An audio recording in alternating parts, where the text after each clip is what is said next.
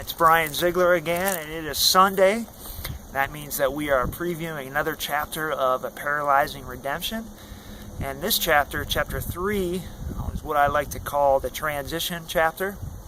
If you remember, chapter 1 was all about growing up in Canal Fulton, playing basketball in Northwest. Just an awesome chapter to start out with. Chapter 2, I kind of transitioned into college and what that was like and some of my struggles that I had there with drugs and alcohol.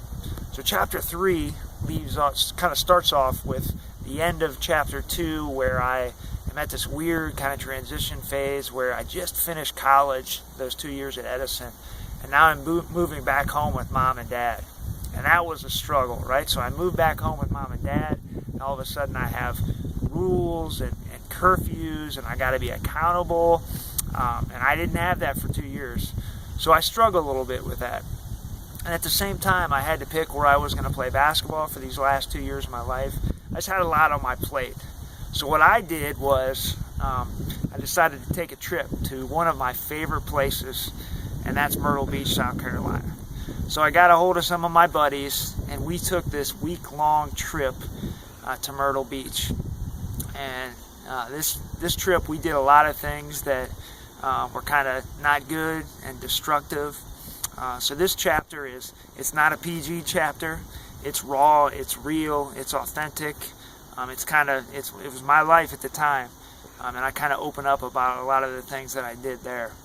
And what I noticed was, what would happen is each night we'd be partying and drinking and doing all this stuff. The next morning I would wake up not only hungover, but I would feel really empty inside.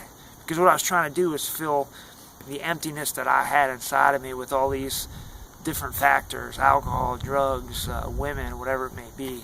But at the end of the morning, I still felt just empty, because there were like these Jesus-sized holes inside of me that I was trying to plug with all these other factors. And I didn't realize it at the time, but this chapter is a really good kind of preview of my life and where I was at.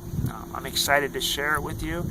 At the end of chapter 3, there's kind of a really good chapter about, a really good portion about a boxing match that I went into, and I don't want to spoil it, but you'll definitely want to stay put and hear that as well. So I'm excited for you to read chapter 3. Like I said, it's a good chapter. It's me, and I hope you guys enjoy it, and look forward to chapter 4. All right, go ahead, guys.